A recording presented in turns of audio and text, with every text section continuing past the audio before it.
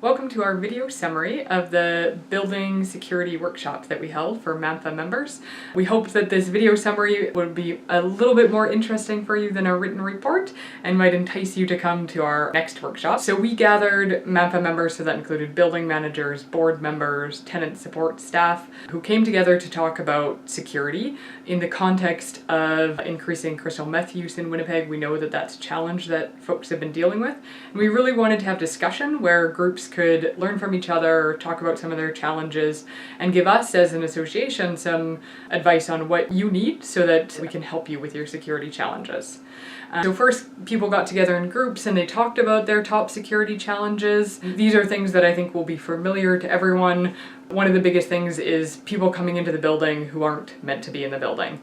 And that includes following tenants, being buzzed in by other tenants, being guests of tenants, that sort of thing.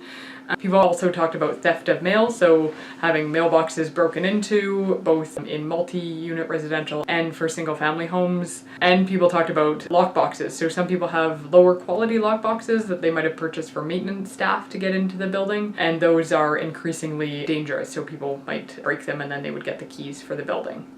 And then we talked about what works. Some of them are a bit obvious, spend a bit more money on a high quality lockbox. But other things are things that folks are trying out that have some success. So educating tenants is a really important first step, followed by shaming of tenants who might be consistently letting strangers in the building, might be slipping a note under the door of everyone on the floor saying, keep an eye out. There's been instances of these types of security issues, so people are a bit more aware. We also talked about training caretakers so that they feel like security is part of their job, so they're being more assertive at checking to see if strangers are coming into the building, at checking parking lots, those sorts of places where security may be an issue.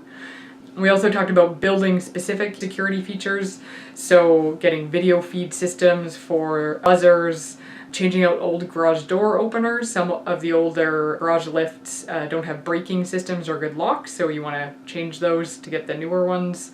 Having fob systems, people really recommended fob systems for doors because some of them you don't even have the handle, so there isn't a handle to pull open or pry open in the same way. One of our members disables their intercom system late at night, and he said tenants haven't complained at all about it, and it actually works really well. And then there are some resources people have used that have been successful. The Winnipeg Police can do a security assessment for you if you're in Winnipeg.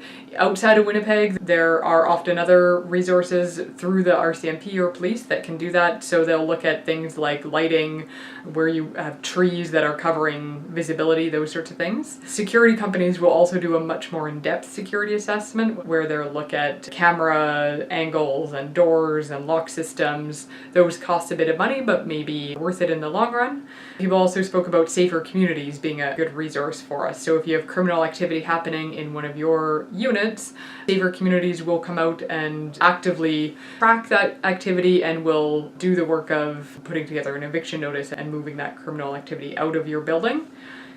We talked about what resources we as an association can provide to you. One of those things were videos for tenants. So instead of giving people a handbook or all those notes under the door, maybe a video like this one where we're training tenants on security. We also talked about reaching out to security companies for group discounts and having some more specific education. So people wanted some presentation by the police, safer communities, and a security company talking about what they can provide and what they would advise. So we'll plan a follow-up to that session in June, and we hope that you can join us there.